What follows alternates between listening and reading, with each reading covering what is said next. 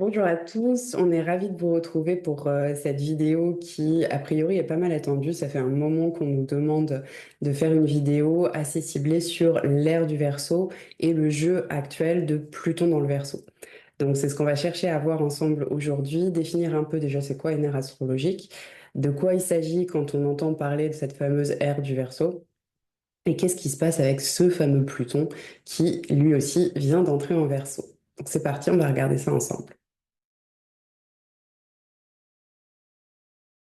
Alors peut-être on peut commencer par définir ce qu'est une ère astrologique. De quoi on parle quand on parle de ça?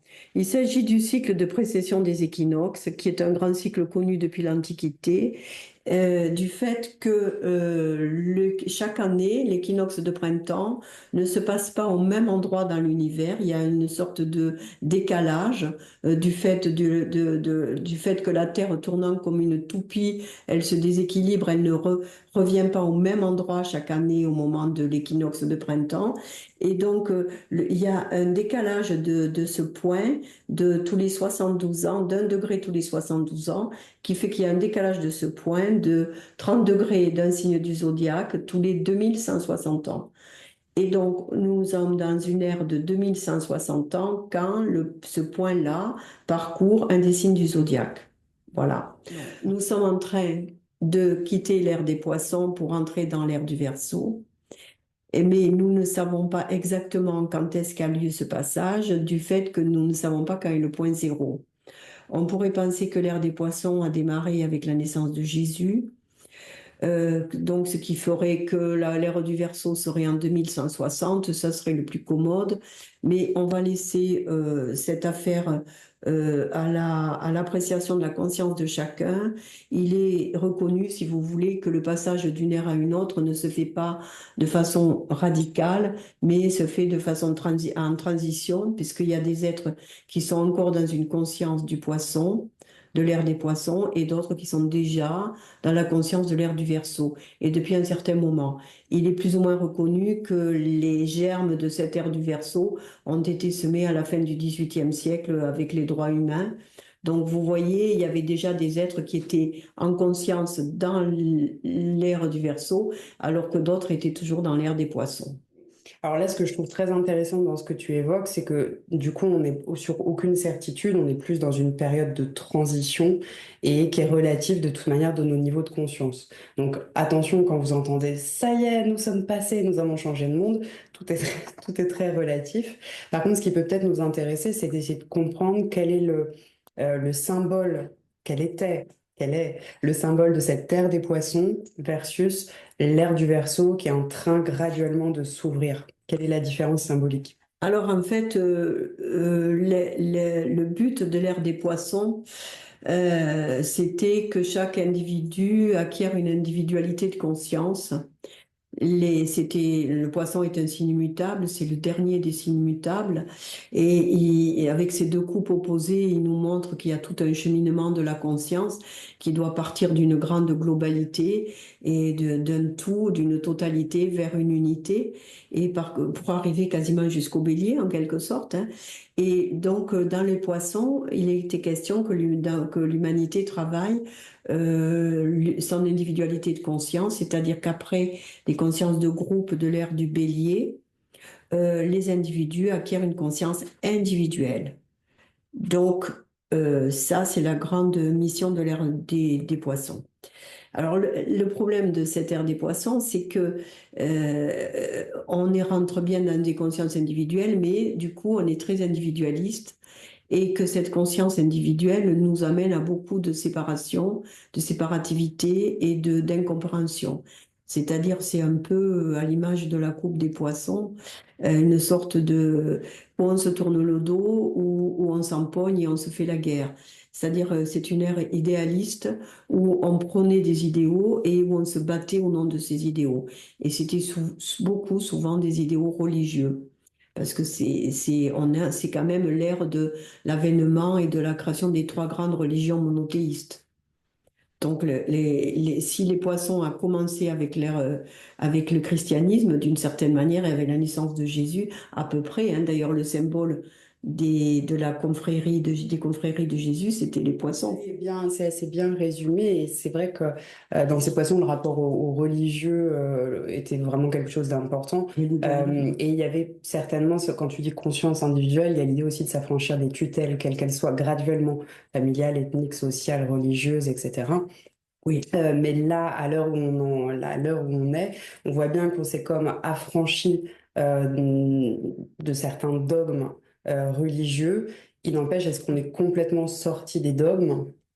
C'est pas parce qu'on est sorti potentiellement pour une partie de la population des dogmes du catholicisme qu'on n'a pas repris des dogmes capitalistes. Donc tout ça est encore très, très relatif, alors que finalement l'ère du Verseau dans laquelle on entre graduellement, pour le coup, cherche à réunir et à la liberté. Le Verseau, c'est vraiment le signe de la liberté par excellence.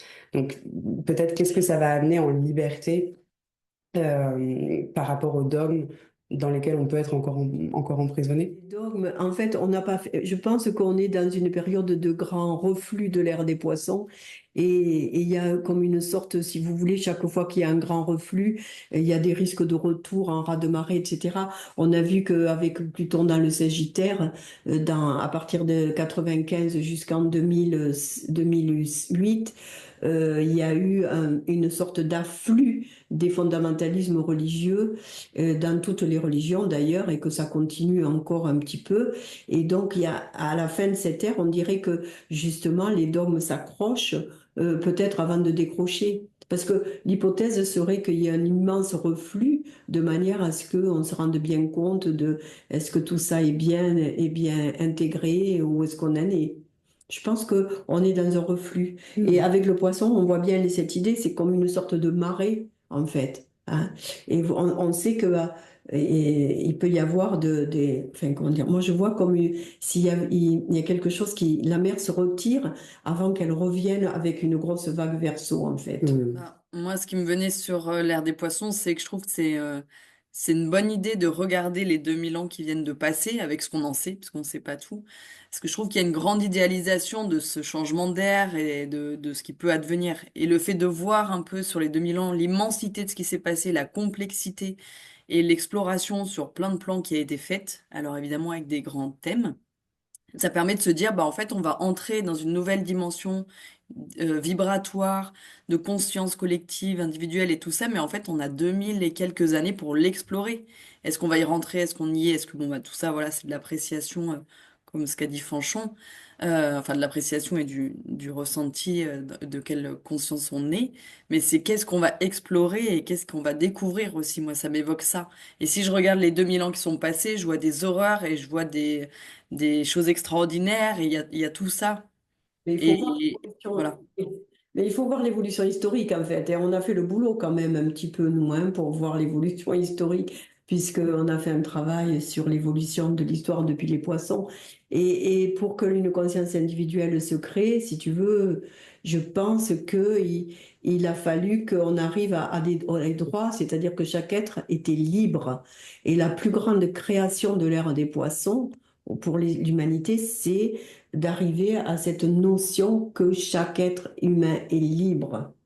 Et ça a mis du temps à s'imposer. C'est-à-dire qu'il n'était pas obligé de suivre les dogmes de son seigneur, de son roi, de sa religion, de sa famille, etc. Et cette notion de liberté a été imposée justement, a été posée à la fin du XVIIIe siècle. Hein, et elle est quasiment quand même intégrée. Alors que maintenant, avec le verso, c'est plus tellement la question de liberté de l'individu qui est libre et qui a une conscience individuelle qui est capable d'être, comment dirais-je, conscient, en fait, c'est l'idée qu'il est question de construire des choses ensemble. Et comme tu dis, on ne va pas pouvoir le construire en quelques temps seulement. Ça, c'est une liberté en groupe quand même. Le signe du Verseau, c'est quand même une affaire de liberté. Donc là, peut-être la grosse différence, effectivement, c'est que sortir d'une individualité et trouver c'est quoi comment on reste chacun libre tout en étant véritablement ensemble. Ben, c'est toujours relatif, la liberté, elle est toujours par rapport aux autres, donc elle est toujours par rapport à quelque groupe que ce soit le groupe familial, national, mondial. Mais la question de la liberté de l'individu est première. Mais avec le verso, cette liberté, elle prend une tournure un petit peu libertarienne. C'est-à-dire qu'on essaye si la liberté est bien importante et est un des socles du Verseau, elle est un peu exagérée par tous ces mouvements qu'on appelle libertariens. C'est-à-dire, soyons libres et commerçons comme on veut et tout ira bien. C'est-à-dire, on n'a pas besoin de quoi que ce soit pour nous organiser collectivement. Et entre le Poisson et le Verseau, entre en jeu la question l'organisation collective Bien sûr. et on n'est plus tenu par sa famille, on n'est plus tenu forcément par son état. On est arrivé avec le Poisson, on a rejoint les deux bouts du cercle, on a rejoint l'individu et le monde, la mondialisation. Mm. Et donc maintenant, même si la question de la liberté est importante dans le Verseau, à premier niveau, elle est vécue de façon extrêmement égoïste et individualiste. Donc ça, Oui. c'est le problème de l'individualité de conscience, c'est-à-dire que quand on a une conscience individuelle, on est séparatif. C'est-à-dire, et d'ailleurs, la prise de conscience, elle se fait toujours par séparation d'avec quelque chose, avec une masse, avec un global, Bien etc. sûr. Ouais, c'est bien d'avoir précisé, je pense, parce qu'effectivement, la liberté dont il s'agit avec le Verseau, et donc avec cette terre du Verseau, c'est une liberté qui n'exclut absolument pas la conscience du vivant et du groupe humain, et qui n'exclut pas la responsabilité. Donc en fait, il y a une exigence qui est très forte. C'est évidemment pas une liberté du style, on va pouvoir continuer de croître C'est à ça. tout va et en écrasant tout sur notre passage. C'est absolument pas l'idée du Verseau. C'est pour ça que je pense que pour faire comprendre à chacun, que chacun puisse se trouver sans notre traduction à nous, d'une certaine manière, comprendre quels sont les piliers de l'ère du Verseau, j'aime bien citer le travail de Robindo et ce qu'il a dit par rapport aux trois idées sœurs, liberté, égalité et fraternité, qui ont été posées pendant la Révolution française. Et Aurobindo a dit que ce sont des valeurs spirituelles et que c'est les nouvelles valeurs de la nouvelle religion de l'humanité. Et il nous dit, et on va laisser chacun un peu méditer sur la citation proprement dite, mais il nous dit que chacune, c'est un idéal à atteindre et à manifester et qu'on ne l'a pas bien compris parce que on ne l'a pas pris comme un idéal, on l'a pas pris comme des valeurs, comme si c'était une... Et c'est effectivement cette nouvelle religion du Verseau qui est en jeu, c'est-à-dire une religion où les trois piliers sont non seulement la liberté, mais l'égalité, c'est-à-dire plutôt, voyons, l'équité, parce que le terme d'égalité, souvent, il est assez mal compris, mais parlons d'équité, et la fraternité, qui est une forme c'est une forme, si vous voulez, de généralisation de l'amour, en fait, en quelque sorte, hein. On pourrait dire liberté et équité, amour, en fait. Et donc, ce qu'a dit Aurobindo est majeur, c'est-à-dire qu'on n'a pas compris que c'était pas. Nous, on s'est basé cela comme des droits, alors que c'est des devoirs à atteindre d'une certaine manière. Si on peut partir du droit à être libre, ça c'est au moins le minimum. Après, tout le reste est à acquérir. C'est-à-dire que est à travailler. Mm. Ouais, moi je Et dirais que ça me fait penser à que si moi j'ai une liberté individuelle, mais que l'autre n'a pas la sienne, bah du coup ça perd son sens et ça m'évoque ça dans le sens une liberté qui est plus que le moi je suis libre, mais qui inclut le groupe et le vivant. C'est-à-dire elle a de valeur ma liberté que si tout le reste l'est aussi quelque part. Mm. Et comme tout, en fait, si j'ai à manger, eh ben c'est super, mais c'est super si tout le monde mange à sa faim. Quelque chose comme ça, c'est peut-être pas très clair, mais dans une idée où c'est plus que pour soi, c'est inclusif. Et cette idée de partage, hein, d'équitable et d'équité, c'est-à-dire que une partie de l'humanité s'approprie pas les richesses au détriment d'une autre partie de l'humanité. Donc on est bien là dans quelque chose qui va travailler pendant 2160 ans. La question non seulement donc il y a ces trois idées sœurs de Robindo, mais il y a aussi bien comprendre l'ère du Verseau, ce qu'en dit Alice Bailey. Parce qu'Alice Bailey nous dit que on vous laisse regarder à l'ère du Verseau, les valeurs dominantes ne seront plus la forme ou le mental, mais la vie et l'amour. Alors, vous voyez un petit peu le saut quantique que nous avons à faire. Non, ça me semble assez parlant hein, pour évoquer l'air et très important de bien voir en fait qu'on parle d'un temps, tu l'as évoqué tout à l'heure Marilyn, je pense que c'est important à mesurer, que c'est un temps extrêmement long, de 1160 ans. Donc c'est quand même quelque chose de complexe à conceptualiser, c'est vertigineux quand on y pense, 2160 ans.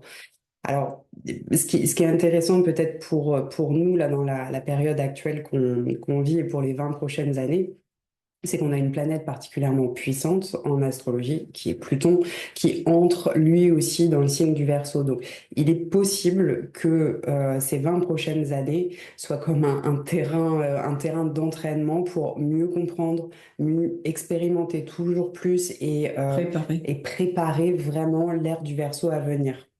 Donc ça, on va vous en parler, mais restons quand même, je pense, modestes et très humbles face aux ères astrologiques. C'est un temps très long. Et pour un être humain, on s'incarne, chacun d'entre nous, on s'est incarné sur Terre en étant coloré du projet de cette ère astrologique, du projet de civilisation d'un paradigme de 500 ans que Franchouin a beaucoup travaillé dans ses ouvrages. On vous renvoie à toutes les vidéos précédentes qu'on a pu faire, le projet de civilisation, son projet de génération, puis son projet de vie. Donc on est imprégné de tout ça et l'ère astrologique, c'est vraiment un cycle particulièrement vaste et un petit peu différent des cycles planétaires. Donc à la fois c'est très important et c'est bien d'en parler, c'est pour ça qu'on avait à cœur de faire cette vidéo. Et en même temps, c'est pas... on va en prendre conscience de manière tellement graduelle par nos Graduel. expériences, par nos systèmes solaires intérieurs. C'est ça qui va mettre en dynamique. C'est pour ça que le Pluton Verseau, peut-être, va nous aider à en Et prendre conscience.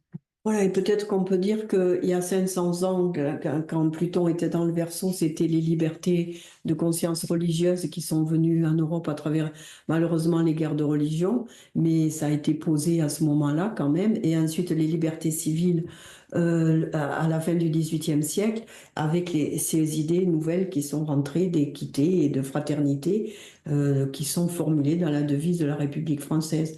Donc, en fait, on voit, et là, comme tu dis, il faut être modeste. On a tout ce travail qu'ont fait nos prédécesseurs dans les autres vies, nous les prenons là où ils les ont menés et il faut les incarner. Parce qu'en fait, il s'agit plus tellement de brandir ces valeurs comme le fait l'Occident depuis la fin de la guerre, mais il s'agit de les respecter et de les vivre. Donc, il ne s'agit pas de les prôner, il s'agit de les incarner, de commencer à les incarner. Et c'est le problème enfin, c'est pas un problème, c'est ce que nous avons à faire, en fait. Et donc, dans ces 20 ans, on va incarner le mieux qu'on peut, chacun de nous, cette valeur-là, de essayer de créer collectivement une manière de vivre en commun plus juste et plus équitable. Oui, Est-ce qu'on peut le dire comme ça? bah, en tout cas, on va essayer. Alors, ce qui peut peut-être nous décontracter là-dedans, c'est que c'est souvent des choses qu'on dit, mais on ne peut que le répéter. On s'incarne en groupe, hein, dans une vidéo précédente déjà. On s'incarne en groupe, donc on n'est pas tout seul à devoir répondre ni au projet de l'ère astrologique, ni de civilisation, ni même de génération. On est vraiment ensemble et on a besoin des consciences des uns des autres pour pouvoir manifester et incarner, comme tu le dis, c'est très juste pour le Verseau, de nouvelles valeurs. Hein, c'est ensemble et en groupe qu'on va répondre au climat et aux défis de notre époque. Et donc, osons rayonner avec notre être solaire le mieux possible, de manière à rejoindre les autres soleils les autres consciences, si vous voulez. Donc, le job que nous avons à faire, c'est de rayonner le plus possible, éclairer avec notre conscience, avec la lumière de notre âme, le plus possible ce que nous sommes, ce que nous vivons, de manière à aussi connecter d'autres avec qui nous avons à faire des choses. Parce que c'est quand même, et c'est bien ce qu'on sent euh, on le sent intuitivement, qu'on cherche d'autres, on cherche une fraternité, on cherche c'est pour ça il y a beaucoup de groupes qui se constituent, en fait, hein, depuis quelque temps. Et les premiers groupes, malheureusement, qui se sont constitués, c'est des groupes de matérialistes, c'est-à-dire c'est des groupes capitalistes, hein. Ça, c'est la première manifestation du Verseau, c'est des groupes commerciaux. Et ensuite, après les groupes commerciaux, il est question maintenant de créer des groupes humains.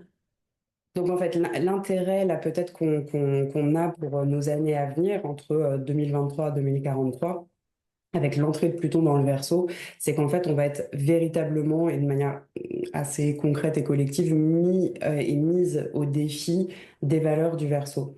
Ce qui se passe, c'est que Pluton a un cycle assez long de 250 ans environ. Il fait un tour de zodiaque en 250 ans, et en fait à chaque fois qu'il traverse un des signes du zodiaque, il challenge les valeurs de ce signe. Et systématiquement, l'histoire nous montre très bien, à chaque fois qu'il entre dans ce signe, on a des événements collectifs qui correspondent. Quand il est entré en 2008 dans le signe du Capricorne, on a eu une énorme crise financière. Après, on a eu les gilets jaunes, on a eu le Covid, etc. Et en fait, le but de ce Pluton dans le Capricorne, c'était de montrer et de lever les voiles, de montrer tous les dysfonctionnements qui étaient là, mais qu'on ne voyait pas avant. Oui. Tout ce qui était structurel, tout le systémique, etc. Tout ça a été révélé, dévoilé, etc. C'est pas pour ça que ça s'effondre complètement, mais au moins, on peut pas faire comme si on n'avait pas vu. Là, il a fait une première entrée dans le Verseau en 2023, puis il a rétrogradé en Capricorne et il s'installe à partir de définitivement, entre guillemets, en 2024. Mais déjà, ce qu'on peut constater avec l'histoire récente, c'est que dès 2023, le jeu de Pluton dans le Verseau nous est apparu. Je sais plus la date exacte, je crois que c'était le 23 mars 2023, donc la première entrée de Pluton en Verseau depuis 250 ans, le premier moment. Eh ben, il y a quelque chose qui était très marquant, c'était Sainte-Soline. Et pour moi, cet événement, il est profondément fort par rapport à Pluton en Verseau, parce qu'on y a vu à la fois des mouvements de gens multiples et variés qui se réunissent, qui sont solidaires, collectifs dans les réflexions d'action, dans une prise en compte du vivant, c'est-à-dire que c'est pas défendre une valeur individuelle, c'est pas défendre du profit, c'est défendre l'eau, donc quelque chose qui est de l'ordre du vivant. Et ce qu'on y a vu aussi, c'est l'autre côté, c'est-à-dire les mensonges d'État, la violence de l'État et une réponse d'un système, à mon sens, qui est en train de s'effondrer, mais bon, voilà, ça peut être long, qui est mortifère et qui est sur des bases qui ne fonctionnent plus. Et je trouve que ça, c'est peut-être quand même très marquant de cette première dynamique de force qui est là. Il y a quand même vraiment aussi cette immense solidarité des gens qui sont là, pas que pour eux, et une diversité de générations, de milieux politiques et culturels et associatifs qui pensent ensemble, qui réfléchissent ensemble, et la dynamique. euh, à mon sens, a porté quelque chose de fort symboliquement sur cette entrée de Pluton en Verseau. En tout cas, pour notre pays, après, je sais pas, dans le reste du monde est Mais immense, évidemment, mais ça peut être c'est- intéressant. ce qui est incroyable que tu dises ça, c'est majeur. Aujourd'hui, la justice vient de condamner comment ça s'appelle, ces bassines, vient de condamner la bassine de Sainte-Soline. Elle n'est pas légale. Mm. Donc, en fait, ce qui est intéressant, c'est que tu amènes cela et la justice est en train de montrer qu'effectivement, il y a quelque chose d'illégal dans cette appropriation de l'eau par des petits groupes au détriment de l'intérêt collectif. Et en ce moment, on a l'impression qu'il n'y a que la justice qui arrive un petit peu à tenir bon et à être en avance et que les collectifs ont beaucoup de misère à faire respecter et à faire apparaître et venir de nouveaux droits.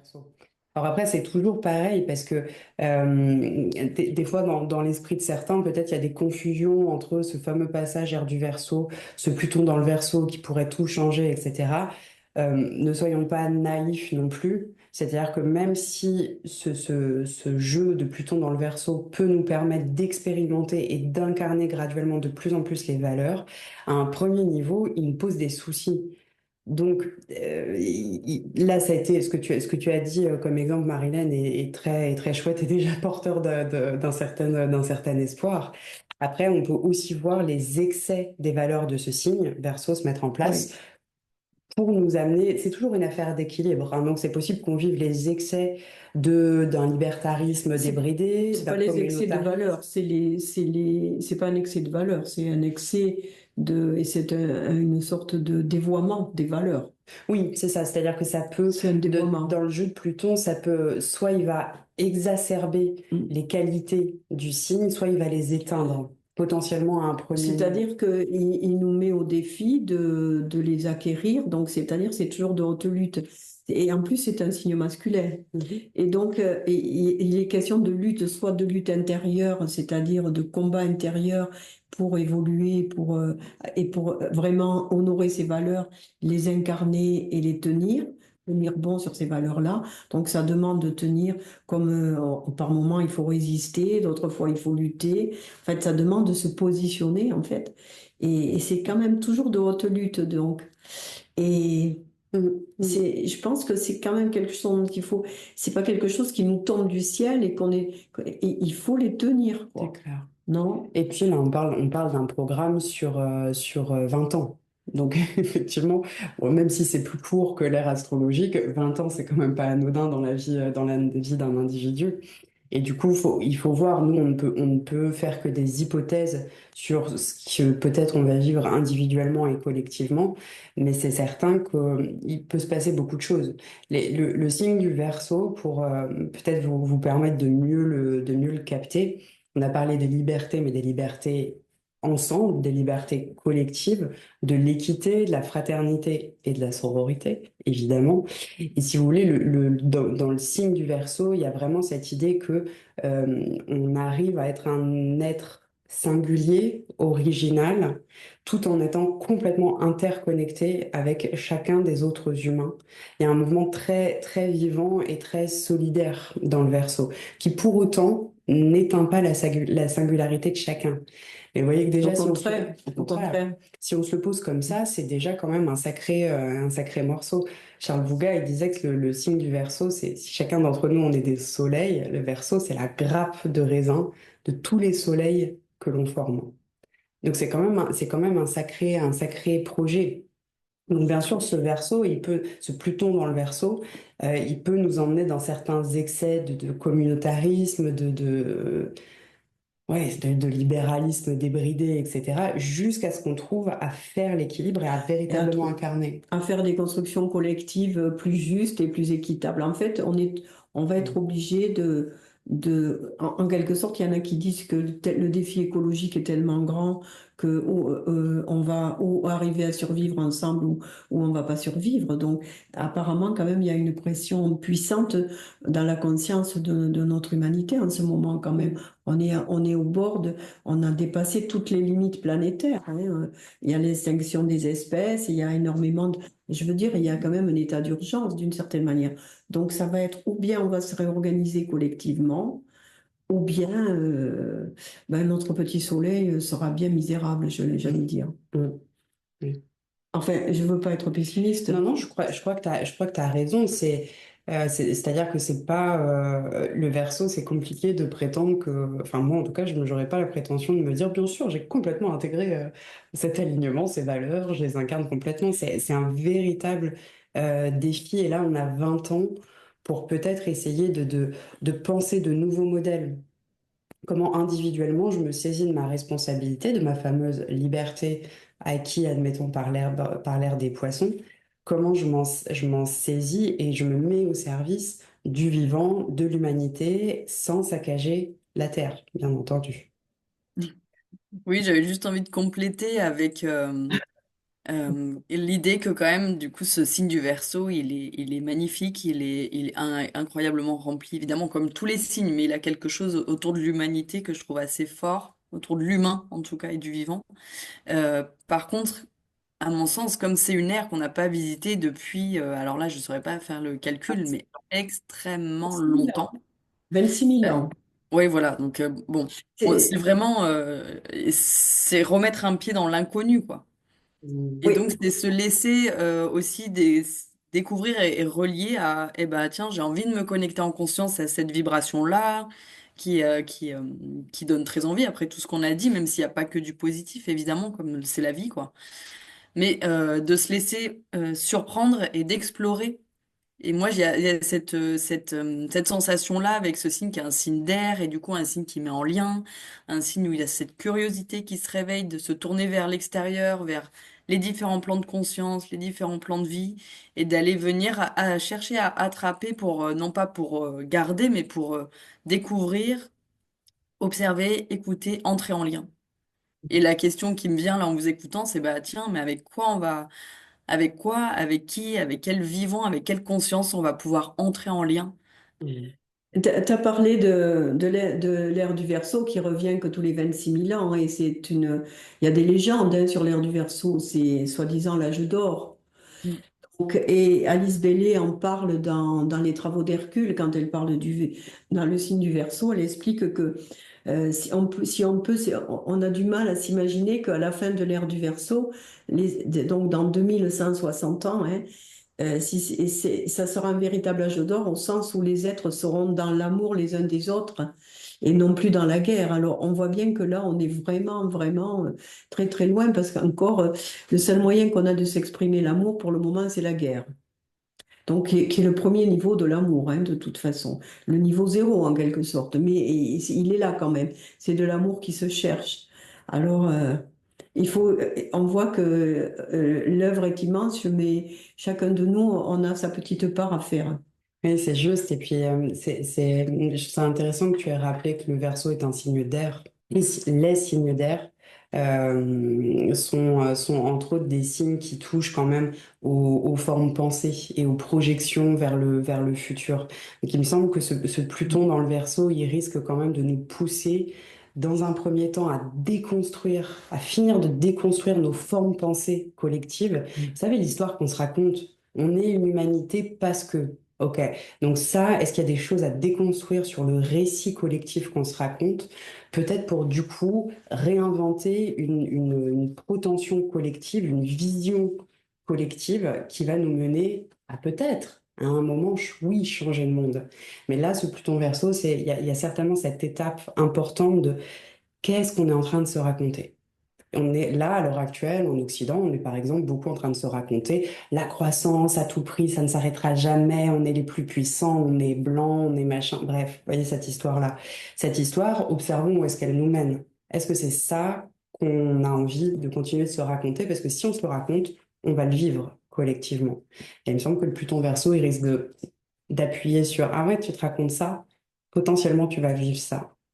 Oui, c'est chouette que tu puisses, que tu dises ça parce qu'effectivement, Pluton, il va déconstruire tout ce qu'on construit qui ne va pas dans le sens, enfin, c'est pas bon sens, mais dans un sens qui correspond aux vibrations qui arrivent. On va peut-être passer 20 ans à construire, déconstruire, construire, déconstruire. De toute façon, c'est une œuvre de la vie, hein, on déconstruit. On n'a pas compris encore qu'on fonctionne et on évolue par déconstruction antérieure et reconstruction. C'est tout le temps un petit peu, c'est un mode de fonctionnement cyclique. Et alors là, c'est très gros, quoi, c'est énorme. Mm. Mais soyons optimistes. Oui. De toute manière, ce travail de Pluton, il se fait dans chacun des signes et depuis bien avant nous. De toute manière, ça va se faire. Et puis, chacun de nous, on fera notre œuvre à la mesure de notre conscience, de nos moyens, etc. Mais en tout cas, le défi est considérable, mais les perspectives, si ces défis, on les relève, peuvent être assez joyeuses pour le vivant et pour la Terre. Enfin, peut-être pour finir, on voudrait vous expliquer pourquoi on s'appelle astrologie pour l'ère du Verseau. Vous voyez que c'est quand même un petit peu ambitieux d'oser s'appeler astrologie pour l'ère du Verseau.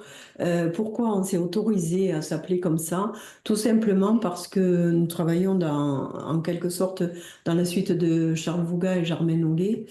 Et Germaine Hollet avait publié un livre de conférences de Vouga qui s'appelait Astrologie pour l'ère du Verseau.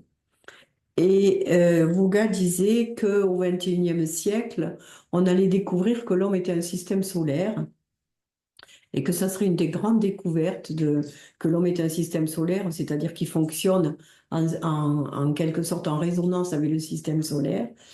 Et du coup, si vous voulez, vu que les anciens se le sont autorisés, nous, dans leur suite, on s'autorise de s'appeler astrologie pour l'ère du Verseau. C'est un petit clin d'œil pour dire on fait ce qu'on peut par rapport à cette question-là, sur cette approche-là, mais nous avons envie de réhabiliter l'astrologie et de montrer qu'elle est bien autre chose que des prévisions et individuelles uniquement et qu'elle peut aussi aider à se positionner individuellement et collectivement dans le moment qu'on est en train de vivre. Mm. Et donc, voilà pourquoi on s'appelle astrologie pour l'ère du Verseau. Bah, j'avais envie de dire aussi que c'est pour moi dans cette idée d'être dans une lignée et de s'appeler l'astrologie du Verseau, il y a aussi l'idée de d'innover et de chercher à se relier justement à cette astrologie qui, comme tout le reste, va prendre une nouvelle dimension, même si ça prend 200 ans, peu importe, ça commence ici et maintenant et ça a commencé déjà il y a longtemps. Ouais, l'innovation, c'est Ouais. vraiment un mot-clé du Verseau, donc ça résonne fort. Moi, ce qui me résonne aussi fort en me disant, tiens, c'est pour une nouvelle ère, c'est qu'il y a aussi cette idée je trouve, de Vuga et Germaine Ollet, etc., avaient déjà cette idée de déconstruire une astrologie très 19e siècle qui pouvait avoir tendance à enfermer les gens dans justement des prévisions et tu es ceci, je te mets dans cette case-là, etc. Et Vuga et Germaine fonctionnaient pas du tout comme ça, et moi, je sais que c'est quelque chose qui me tient fort à cœur de permettre que l'astrologie soit à nouveau un outil d'évolution de conscience et de liberté. Quand je dis liberté, c'est chacun d'entre nous, d'entre vous, on est libre de choisir. Et l'astrologie nous aide peut-être à choisir, à observer nos chemins et à choisir et à rester libre de fait. Parce qu'une fois qu'on a compris sa croix d'incarnation, ses lois propres d'incarnation, on peut faire un pas de recul qui peut nous libérer. Donc j'aime beaucoup cette idée de remettre le sujet humain vraiment au centre et le plus libre possible. Dans le Verseau, il y a vraiment cette idée en plus que il n'y a pas un soleil qui est mieux qu'un autre. Chaque soleil peut briller autant qu'il le veut. La lumière d'un soleil n'éteindra pas celle de l'autre. Donc il n'y a pas de notion de De hiérarchie, de suprématie. suprématie exactement. L'astrologue n'a rien à dire sur la personne. L'astrologue, à mon sens, travaille vraiment avec, en équité de soleil. Et c'est dans cette interdépendance que certainement se trouve une part de salut pour notre humanité, pour notre planète. Mais en plus, pourquoi aussi astrologie du Verseau? Parce qu'on travaille collectivement. Déjà, nous sommes trois. Et plus même, et nous créons un collectif de recherche et comme tu l'as signalé, Marilène, on essaye d'innover, c'est-à-dire que on a actualisé ces idées en correspondance avec l'époque et les générations de l'époque. Et donc, c'est pour ça qu'on ose s'appeler astrologie pour l'ère du Verseau. Du coup, au sein de cette astrologie pour l'ère du Verseau qui nous tient à cœur, on vous rappelle que vous avez plusieurs outils à votre disposition. Vous avez évidemment notre site qui tourne toujours, sur lesquels vous allez trouver des ressources gratuites, notamment les articles historiques et cycliques de Fanchon. Et vous avez également en place un Facebook, un Instagram, on vous renote les coordonnées, notre chaîne YouTube que vous connaissez de fait puisque vous regardez cette vidéo. La nouveauté de cette année 2024, c'est qu'on a mis en place un nouveau support de formation pour ceux et celles qui seraient intéressés à découvrir l'astrologie un peu plus avant, soit pour votre intérêt personnel tout simplement, soit parce que vraiment vous voulez apprendre comment ça marche. Cet outil, c'est ce qu'on a appelé, on a osé appeler l'Université d'astrologie pour l'ère du Verseau. Pareil, on va vous mettre le lien en descriptif, ce qui vous donnera éventuellement accès à une plateforme complète de formation. Vous allez retrouver systématiquement sur chaque saison de cours, module de cours et chaque cours, une vidéo complète, des documents écrits, des ressources gratuites également rattachées au cours. Tout ça pour vous permettre d'apprendre dans les meilleures conditions possibles. Voilà, ça c'est notre nouveauté 2024. Si vous voulez aller découvrir, c'est par là, cliquez sur le lien.